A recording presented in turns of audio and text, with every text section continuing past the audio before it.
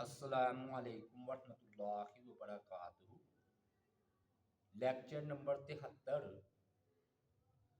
آج ہم سیرت النبی صلی اللہ علیہ وآلہ وسلم کا بیان کریں گے، اور آج سیرت النبی صلی اللہ علیہ وآلہ وسلم کے حوالے سے ہمارا موضوع آذان ہوگا۔ سارے دینوں میں نا اجتماعیت کو اولین ترجیح حاصل ہے، یعنی کہ ہر بندہ کوشش کرتا ہے ہر قوم کا کہ ہم اکٹھے ہو، اور یہی وجہ ہے کہ اب تو اقوام متحدہ بھی بن گئی ہے، یعنی کہ تمام قوموں کا اکٹھا ہونا، اجتماع۔ اور آج کے دور میں اس بات کو بڑا اہم سمجھا جاتا ہے کہ ہمارے اتنے ملک ہمارے دوست ہیں، تو اسلام نے بھی نا اس اجتماعیت کو اولین حیثیت دی ہے نماز کی شکل میں۔ بلکہ میں یہ سمجھتا ہوں کہ جتنا زبردست نظام ہمارا 5 وقت کی نماز کا ہے، کسی دین میں نہیں کہ بغیر کسی کے گھر کا دروازہ کھٹکھٹائے آپ ملاقات کر سکتے ہیں، بغیر تکلف کے، سادگی کے ساتھ۔ اب جب نماز تو نا معراج میں فرض ہو گئی تھی مکہ میں، اور پھر آپ نے جب نماز پڑھانی شروع کی ہے 5 وقت کی، تو اذان والا معاملہ نہیں تھا اور نہ جماعت والا تھا۔ جب مسجد نبوی بن گئی، اور میں یہ عرض کر دوں کہ یہ 12 دنوں میں بنی ہے، شروع میں 12 دنوں میں، یعنی کہ دورانیہ اس کا نا 12 دن تھا۔ تو اب سوال یہ پیدا ہوا کہ نماز کی اطلاع کیسے دی جائے۔ شروع میں بلال رضی اللہ تعالیٰ عنہ جاتے تھے، نماز نماز کہتے تھے، لوگ اکٹھے ہو جاتے تھے۔ تو پھر جو ہے نا پہلے اس کا اذان کا مطلب کیا ہے یہ سمجھے، اذن یؤذن مؤذنا، ہاں جی، اس کا مطلب ہے نماز کے وقت کی اطلاع دینا۔ اذان کا مطلب ہے ندا کرنا، اعلان کرنا، کسی چیز کا چرچا کرنا۔ چنانچہ قرآن مجید میں آ رہا ہے ثم اذن المؤذن ایتها العیر انکم لسارقون، سورہ یوسف میں۔ پھر ایک اعلان کرنے والے نے بلند آواز میں اعلان کیا، کیا کہ اے کافرے والے، تم ہی چور، وہ جو پیالہ چوری کر کے لے کے جا رہے تھے۔ اور وَآذَانٌ مِّنَ اللَّهِ وَرَسُولِهِ، اور سورہ توبہ میں آ رہا ہے کہ اللہ اور اس کے رسول کی طرف سے منادی کر دو۔ کیا مطلب کہ آج کے بعد کوئی مشرک بیت اللہ کا حج نہیں کرے گا، نہ وہ داخل ہوگا۔ تیسرا آ رہا ہے کہ حضرت ابراہیم علیہ السلام کے بارے میں اللہ تعالیٰ نے فرمایا وَأَذِّن فِي النَّاسِ بِالْحَجِّ، لوگوں میں حج کی منادی کیجیے۔ تو یہ سارے الفاظ کیا ہیں؟ منادی، اعلان کرنا، چرچا کرنا، کسی چیز کی اطلاع دینا۔ اب نا اسلام میں نا یہ جو کلمات مقرر ہوئے ہیں، اس میں نا بڑی حکمتیں ہیں۔ سب سے زبردست حکمت یہ ہے کہ باقی جتنے بھی نظام ہیں نا وہ فعلی ہیں، گھنٹی بجانا، باجا، ہاں جی، اور ناقوس، کوئی پیغام نہیں ہے ان میں۔ لیکن اسلام میں اذان میں نا، اذان میں ایک اعلان بھی ہے نماز کا، اور اس میں پیغام بھی۔ تو ہوا یہ کہ قرآن مجید میں بھی آ رہا ہے ویسے اذان کا، لیکن وہ بعد میں آیا ہے۔ اس سب سے پہلے نا یہ نبی علیہ السلام نے مشورے سے جو ہے نا اس چیز کو بعد میں مقرر کیا۔ قرآن مجید میں کیا آ رہا ہے وَإِذَا نَادَيْتُمْ إِلَى الصَّلَاةِ اتَّخَذُوهَا هُزُوًا وَلَعِبًا، جب تم انہیں نماز کی طرف بلاتے ہو تو ویسے ہنسی اور کھیل بنا لیتے ہیں۔ مطلب یہ ہے کہ یہ اذان کا ہی مذاق اڑانا شروع کر دیتے ہیں۔ اور آپ دیکھ لیجیے آج بھی ہندو لوگ، کافر لوگ یہ اذان کا مذاق اڑاتے ہیں۔ اور سورہ جمعہ کی اذان جو ہے نا، جمعے کی اذان کا ذکر تو خود قرآن مجید میں آ رہا ہے کہ فرمایا کہ اذا نودی للصلاۃ من یوم الجمعہ، کہ جب جمعے کے دن نماز کے لیے اذان دی جائے، یعنی کہ جمعے کی اذان کا ذکر آ گیا نا، تو یہ قرآن سے اذان ثابت ہے۔ ہاں، اب رسول اللہ صلی اللہ علیہ وآلہ وسلم نے یہ جو 5 وقت کی نماز ہے نا، اس کے بارے میں مالک بن حویرث سے فرمایا، تو جب انہیں رخصت کرنے لگے، یہ اپنے واپس جانے لگے نا علاقے میں، فرمایا کہ جب نماز کا وقت ہو جائے تو تم میں سے ایک شخص اذان کہے اور جو تم میں سے بڑا ہو وہ امامت کروائے۔ یہ آپ نے ان کو نصیحت کی۔ اب ابتدا کب کی ہوئی ہے اذان کی؟ اس کے بارے میں کہتے ہیں کہ پہلی ہجری ہی کو اذان کی ابتدا ہو گئی تھی، بعض نے کہا دوسرے سال آغاز جو ہے وہ ہوا ہے۔ تو رسول اللہ صلی اللہ علیہ وآلہ وسلم نے نا جب کوئی کسی چیز کے بارے میں وحی نہیں نہ آتی تھی تو آپ پھر اس کے بارے میں مشورہ کرتے تھے۔ چنانچہ رسول اللہ صلی اللہ علیہ وآلہ وسلم نے تمام صحابہ کرام کو طلب کیا اور مشورہ کیا کہ ہمیں کیا کرنا چاہیے، ہمیں لوگوں کو، صحابہ کرام کو نماز کے لیے کیا طریقہ اپنانا چاہیے کہ یہ اکٹھے ہوں۔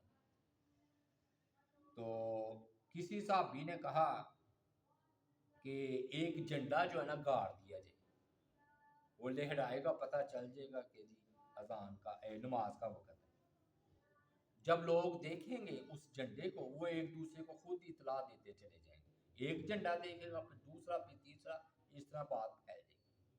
کچھ لوگوں نے کہا بغل سا جو ہے نا وہ بجایا جائے۔ یہ آپ نے رائے پسند نہیں کی کیونکہ یہ یہودیوں کا عمل تھا۔ کسی نے کہا کہ ناقوس نے گھنٹا جو ہے نا وہ بجایا جائے۔ آپ نے یہ طریقہ بھی پسند نہیں کیا کیونکہ یہ نصارہ عیسائیوں کا طریقہ تھا۔ پھر صحابہ کرام نے کہا کہ چلو آگ روشن کریں، جب الاؤ روشن ہوگا نا اس کا اوپر تک جائے گا، لوگوں کو پتہ چل جائے گا۔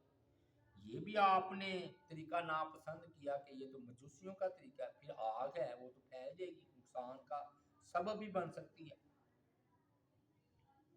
تو یہ نا سب مشورہ کرنے کے بعد نا کوئی فیصلہ نہ ہو سکا، صحابہ کرام سب گھروں کو چلے گئے۔ ان میں ایک صحابی تھے عبداللہ بن زید رضی اللہ تعالی عنہ، وہ نا بڑے اہتمام سے فکر مند ہوئے کہ ہمیں کیا کرنا چاہیے اس کے بارے میں۔ چنانچہ نا یہ اسی پریشانی میں نا سو گئے۔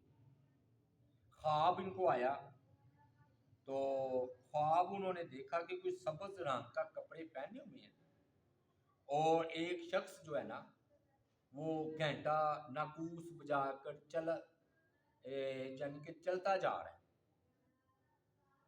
تو میں نے اسے آواز دی خواب میں کہ اللہ کے بندے، کیا تو یہ گھنٹا جو ہے بیچنا پسند کرے گا؟ اس نے پوچھا تم کیا کرو گے؟ میں نے کہا میں اس کے ذریعے سے نماز کی دعوت دیا کروں گا۔ وہ کہنے لگا کہ میں تمہیں اسے اچھا طریقہ نہ بتاؤں؟ میں نے کہا کیوں نہیں، ضرور بتاؤ۔ وہ بولا آپ یہ کلمات کہیں جو نماز والا سارا، اللہ اکبر اللہ اکبر۔ پھر اقامت کا طریقہ بھی بتایا۔ صبح ہوئی تو عبداللہ بن زید رضی اللہ تعالیٰ عنہ کہتے ہیں کہ میں رسول اللہ صلی اللہ علیہ وآلہ وسلم کی خدمت میں حاضر ہوا اور اپنا خواب جو ہے نا رسول اللہ صلی اللہ علیہ وآلہ وسلم سے بیان کیا۔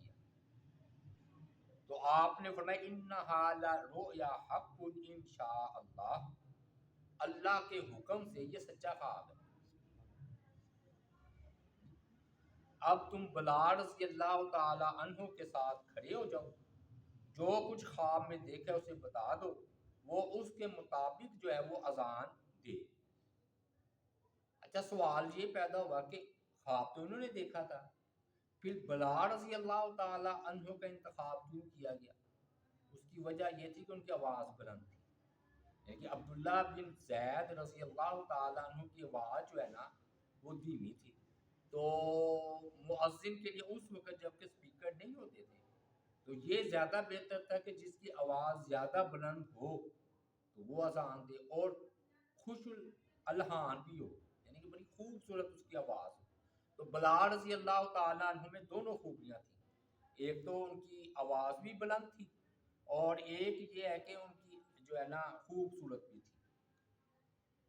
چنانچہ فرماتے ہیں کہ میں نے حضرت بلال رضی اللہ تعالیٰ عنہ کو یہ جو ہے نا الفاظ جو میں نے سنے تھے انہیں بتائے اور وہ اذان دینے کے لیے چلے گئے بلال رضی اللہ تعالیٰ عنہ۔ حضرت عمر بن خطاب رضی اللہ تعالیٰ عنہ یہ ابھی گھڑی میں تھے، انہوں نے اذان کی آواز سنی، جلدی جلدی اپنی چادر گھسیٹتے ہوئے آئے اور کہنے لگے اللہ کے رسول اس ذات کی قسم جس نے آپ کو حق دے کر بھیجا ہے، میں نے بھی اسی طرح کا خواب دیکھا جس طرح ان کو دکھایا گیا ہے۔ رسول اللہ صلی اللہ علیہ وآلہ وسلم نے فرمایا کہ ہر طرح کی تعریف جو ہے نا وہ اللہ ہی کے لیے۔ یہ نا عبداللہ بن زید کی یہ فضیلت ہے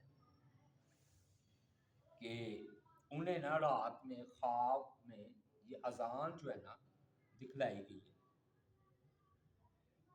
اصل میں نا یہ عبداللہ بن یہ حضرت عمر کو بھی خواب آ گئی تھی، یہ لیٹ ہو گئی، یعنی کہ اگر حضرت عمر پہلے پہنچ جاتے تھے نا تو حضرت عمر نے یہ بات بیان کر دی تھی، لیکن عبداللہ بن زید میں نے بتایا نا وہ بڑا فکر مند تھی، وہ ساری رات ہی غور و فکر میں، تو آنکھ لگی تو انہوں نے خواب دیکھا، تو آپ نے فرمایا کہ یہ خواب جو ہے نا وہ یقیناً یہ سچا ہے۔ اور اچھا اس سے کیا بات ثابت ہوتی ہے؟ بعض سے کہتے ہیں ایک نقطہ بیان کرتے ہیں واللہ عالم یہ ٹھیک ہے کہ کہتے ہیں جی چونکہ نبی علیہ السلام پر جی اذان آ سکتی تھی نا وحی کے ذریعے، تو خواب میں کیوں اذان جو ہے وہ دکھلائی گئی؟ تو کہتے ہیں اس لیے کہ نبی علیہ السلام امامت کروانے کے لیے آئے ہیں، تو اذان صحابہ نے دینی تھی، امامت آپ نے کروانی تھی، اس لیے یہ ایسا کیا گیا۔ لیکن یہ ویسے اپنی طرف سے نقطہ ہے، حقیقی حکمت جو ہے نا وہ اللہ کی ذات ہی جانتی ہے۔ باقی بعض لوگ کہتے ہیں کہ کیا نبی علیہ السلام نے کبھی اذان دی ہے؟ تو ایک کہتے ہیں ترمذی شریف میں روایت آ رہی غالباً آپ نے ایک سفر میں اذان دی ہے، تو بعض پھر اس کا یہ مطلب لیتے ہیں کہ آپ نے نا اذان کہنے کا حکم دیا ہے، تو گویا آپ نے ایک سفر میں جو ہے نا اذان دی ہے۔ باقی آپ صلی اللہ علیہ وآلہ وسلم امامت کروایا کرتے تھے اور بلال رضی اللہ تعالی عنہ جو ہے وہ اذان دیا کرتے تھے۔ ہاں اس سے یہ مسئلہ ضرور معلوم ہوا کہ جس چیز میں دین کے بارے میں وحی نہیں آتی تھی آپ اجتہاد کرتے تھے اور صحابہ کرام سے مشورہ بھی کرتے تھے، اور اگر کوئی رائے ہوتی اس کو قبول بھی فرماتے تھے۔ اب دیکھیں یہ اللہ تعالیٰ کی طرف سے خواب تک کئی لوگوں نے دیکھا، یہ تو حضرت عمر کا ہے نا، اور لوگوں نے بھی دیکھا تھا، تو آپ نے فرمایا یہ خواب اللہ کی طرف سے اور سچا ہے، تو معلوم ہوا کہ آپ پر جو وحی نہیں آتی تھی تو آپ اجتہاد کرتے تھے۔ باقی نا یہ بلال رضی اللہ تعالی عنہ جو ہے نا یہ زیادہ مشہور ہوئے ہیں، ویسے نا ایک اور بھی صحابی تھے ابو محذورہ رضی اللہ تعالی عنہ، یہ بھی مؤذن تھے، یہ بھی اذان دیا کرتے تھے، اور ایک اور صحابی ابن مکتوم عبداللہ ابن مکتوم رضی اللہ تعالی عنہ، یہ بھی اذان دیا کرتے تھے۔ غالباً سحر میں رمضان المبارک میں بلال اور ان کی ڈیوٹی لگتی تھی، تو جو ہے نا بلال رضی اللہ تعالی عنہ پہلے اذان غالباً دیا کرتے تھے اور فجر کی اذان ابن مکتوم رضی اللہ تعالی عنہ جو ہے نا وہ دیا کرتے تھے۔ اب ابو محذورہ کے اذان کا بھی نا ایک دلچسپ واقعہ ہے آپ نا غزوہ حنین سے واپس آ رہے تھے اپنے صحابہ کرام کے ساتھ. تو کہتے ہیں کہ 10 افراد نا رسول اللہ صلی اللہ علیہ وآلہ وسلم کے پیچھے پیچھے چل دی. تو ہم نے سنا کہ صحابہ کرام میں سے نا کسی نے اذان دی. تو ادھر نا وہ تھے بچے یا اہل مکہ کے کچھ، انہوں نے نا مذاق کے طور پر نا نقل اتاری. جب نقل اتاری نا تو رسول اللہ صلی اللہ علیہ وآلہ وسلم نے ہماری اذان کی آواز سنی تو آپ نے فرمایا اس طرف سے خوبصورت آواز میں اذان کس نے دی ہے؟ ان لوگوں کو بلایا گیا، یہ 10 کے قریب افراد تھے. تو رسول اللہ صلی اللہ علیہ وآلہ وسلم نے حکم دیا کہ باری باری سب اذان دیں. ہم سب نے ایک ایک کر کے اذان دی. پہلے تو مذاق کے طور پر دی، پھر کہتے ہیں آخر میں میری باری تھی. ابو محذورہ فرماتے ہیں میں بچہ تھا، میری اذان سن کر آپ نے فرمایا آگے آ جاؤ. پھر مجھے اپنے سامنے بٹھا لیا اور میری پیشانی پر نہ ہاتھ پھیرا اور 3 مرتبہ میرے لیے برکت کی دعا کی. اور پھر جو ہے نا مجھے اذان کی تعلیم دی. تو میں نے کہا نبی علیہ الصلوۃ والسلام نے فرمایا بیت اللہ فتح ہو چکا تھا نا، فرمایا مکے میں جاؤ اور ادھر جا کر تم اذان کہو. الفاظ کیا ہیں کہ اذهب فاذن عند البیت الحرام، جاؤ اللہ کے عزت والے گھر بیت اللہ کے پاس اذان کہو. میں نے عرض کیا اللہ کے رسول میں کیسے اذان کہوں؟ تب رسول اللہ صلی اللہ علیہ وآلہ وسلم نے مجھے اذان سکھلائی کہ تم اس طرح اذان کو، یہ جسے کہتے ہیں دوہری اذان. بلال رضی اللہ تعالیٰ عنہ والی جو ہم دیتے ہیں نا اذان، یہ بلال رضی اللہ تعالیٰ عنہ والی اذان ہے کہری. اور ابو محذورہ والی جو ہے نا وہ دوہری اذان ہے، جیسے بعض کا ہمارے یہاں فجر کے وقت دیتے ہیں. تو یہ نا ابو محذورہ رضی اللہ تعالیٰ عنہ یہ پھر مکہ میں جا کر نا اذان دیتے ہیں. اور یہ پھر دوہری اقامت کی انہوں نے کہی، دوہری اذان تھی نا تو دوہری اقامت کہی. اب ہمارے جو احناف بھائی ہیں نا وہ کیا کرتے ہیں کہ اذان بلال والی لے لیتے ہیں اور اقامت جو ہے نا ابو محذورہ والی لے لیتے ہیں رضی اللہ تعالیٰ عنہ. اب ان سے پوچھا گیا کہ بھی آپ یہ دوہری اذان کے قائل نہیں ہیں. احناف ابو محذورہ رضی اللہ تعالیٰ عنہ کی اذان کے قائل نہیں ہیں، وہ کہتے ہیں بلال رضی اللہ تعالیٰ عنہ والی ہے وہ اذان ہے. پھر اس کا کیا جواب ہے کہ آپ نے ابو محذورہ کو جو ہے نا دوہری اذان کی تعلیم دی؟ وہ کہتے ہیں یہ ایسے ہے جیسے استاد نا کسی کو تکرار کرتا ہے بات کو سکھلانے کے لیے.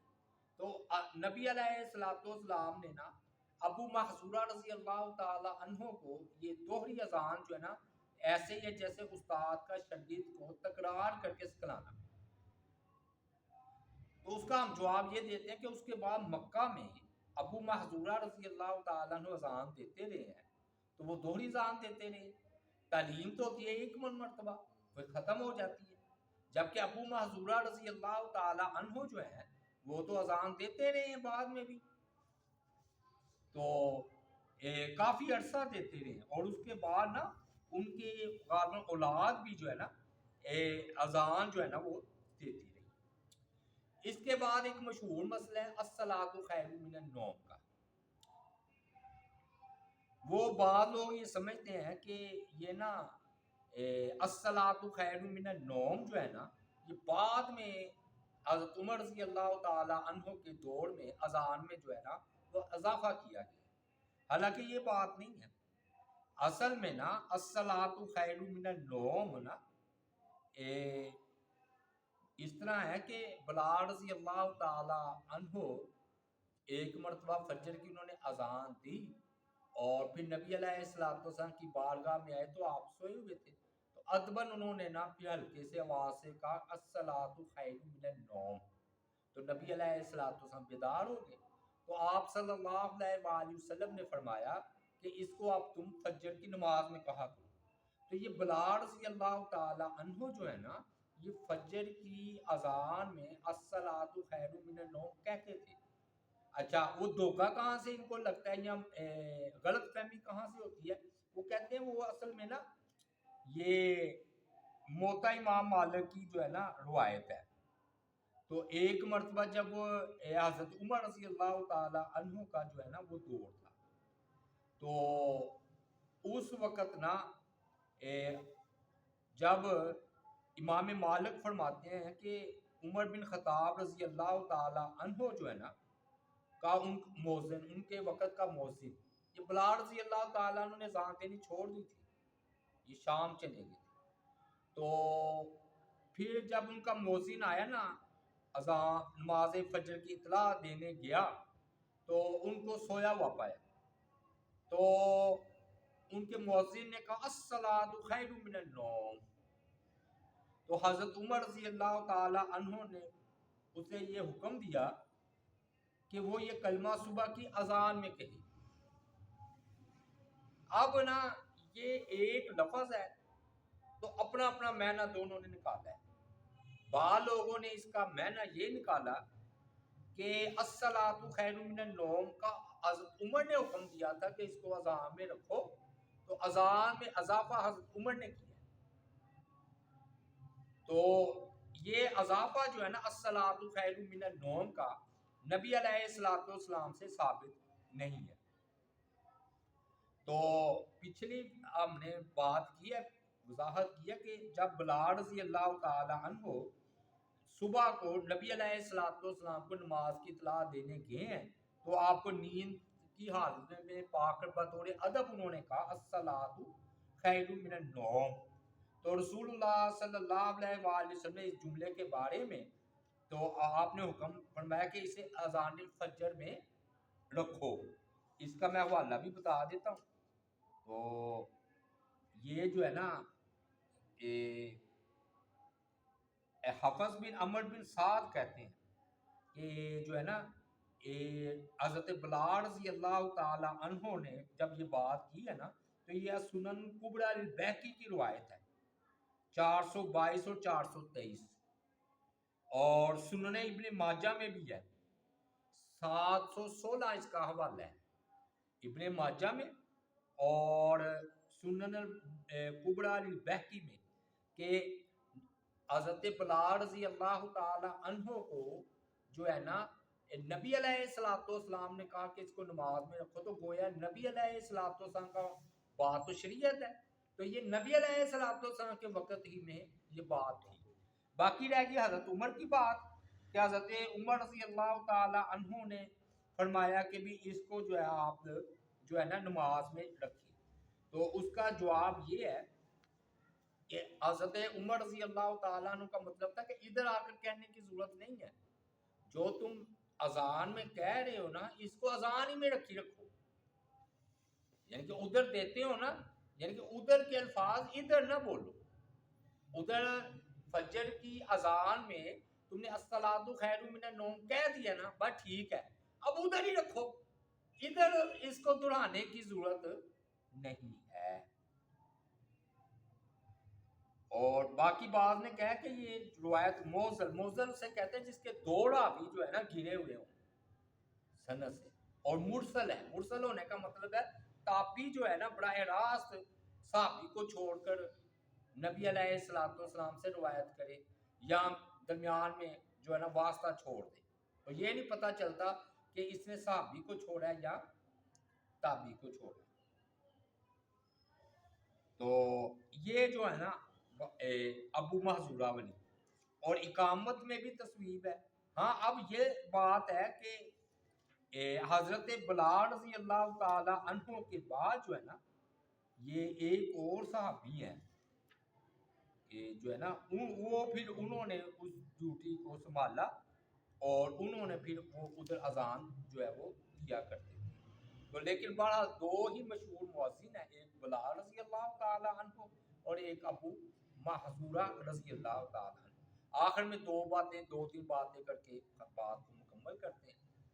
اذان جہاں پر ثابت ہے بس ادھر ہی دینی چاہیے. ہمارے ہاں یہ بھی بدعت چل پڑی ہے کہ قبرستان میں نا دفن کے بعد پتہ نہیں 40 قدم پیچھے چل کے نا وہ اذان دیتے ہیں. یہ بدعت ہے. دوسرے ہمارے ہاں بال کا بارشیں اگر بند نہ ہو رہی ہوں پھر بھی اذانیں دیتے ہیں. یہ بھی ثابت نہیں ہے. تیسری بات یہ کہ جس نماز کے لیے اذان ثابت نہیں ہے تو اس میں اذان نہیں دینی چاہیے. جیسے نماز استسقاء ہے, نماز چاند اور سورج کو گرہن لگ جائے, نماز جنازہ ہے, نماز عید ہے, اس کے لیے اذان نہیں دی گئی تو ہمیں بھی اذان دینے کی ضرورت نہیں ہے. پھر یہ بات ہے کہ بعض لوگوں نے اس کے شروع میں اضافہ کیا, جیسے یہ درود یہ بناوٹی پڑھتے ہیں, بعض نے درمیان میں اضافہ کر لیا کہ علی ولی اللہ فلاں فلاں. تو یاد رکھیے کہ اذان اتنی ہی ہے جتنی نبی علیہ الصلوۃ والسلام سے جو ہے وہ ثابت ہے. اس کے درمیان میں اضافہ کیا جائے یا اس سے پہلے اضافہ کیا جائے یہ بات ٹھیک نہیں ہے. باقی اذان دینے کی اتنی فضیلت ہے کہ آپ نے فرمایا کہ لوگوں کو پتہ چل جائے کہ اس کا کتنا ثواب ہے تو وہ پورا اندازی کرے, یعنی کہ اتنا ثواب ہے. اور قیامت والے دن مؤذن کی جو ہے نا گردن سب سے اوپر جو ہے نا بلند ہوگی. اور باقی رہ گئے کانوں میں انگلیاں کیوں ٹھونستے ہیں تاکہ آواز زیادہ بلند ہو, یعنی کہ ایسے نا. اور پھر وہ دائیں بائیں بھی کرتے ہیں تاکہ آواز جو ہے نا وہ دائیں اور بائیں جائے. پھر وہ بلندی پر اذان دی جاتی تھی تو امین ہوتا ہے. اور یہ بڑا اہم کام ہے, یعنی کہ خاص طور پر رمضان المبارک میں سحری اور افطاری کا یہ اذان ہی سے تو پتہ چلتا ہے, مغرب کی اذان ہو یا فجر کی جو ہے نا وہ اذان ہو. پھر اس کے بارے میں یہ ہے کہ امین ہوتے ہیں, یعنی کہ مؤذن امانت, یعنی کہ یہ اوپر چڑھ کر اذان دیتے تھے نا تو دائیں بائیں نظر بھی پڑتی تھی. تو اس لیے فرمایا گیا کہ جو امین ہو نا, امانت دار ہو, کہ جو اپنی نگاہوں کی حفاظت بھی کر سکے, تو اس وقت میں ان کو جو ہے نا وہ مؤذن بناتے تھے. اور لوگ اپنے آپ کو امن میں سمجھتے تھے کہ ہم امن میں ہیں کیونکہ یہ اوپر چڑھ گئے, یہ مؤذن ہے اذان دے رہا ہے, تو تاکہ آواز جو ہے نا وہ زیادہ سے زیادہ پھیل سکے. باقی دوسری بات یہ کہ کانوں میں انگلیاں ٹھونسنے کی ایک حکمت یہ بھی ہے دینے کی کہ اگر کوئی بہرا بندہ بھی ہے نا وہ دیکھ لے کے اندازہ لگا لے کہ یہ اذان دے. مطلب ایک بہرے آدمی کو تو نہیں پتہ چل سکتا چاہے وہ آپ اونچی آواز سے اذان دے, تو کانوں میں انگلیاں دینے کی ایک حکمت یہ بھی ہے کہ جو بہرا بندہ ہے نا اس کو بھی پتہ چل جائے کہ اذان جو ہے نا وہ دی جا رہی ہے. تو یہ 2-4 باتیں تھی جو ہم نے اذان کے بارے میں بتائی. اللہ تعالیٰ سے دعا ہے اللہ تعالیٰ کی ذات پاک ہمیں نبی علیہ الصلوۃ والسلام کی سیرت پر عمل کرنے کی توفیق عطا فرمائے. وما علینا الا البلاغ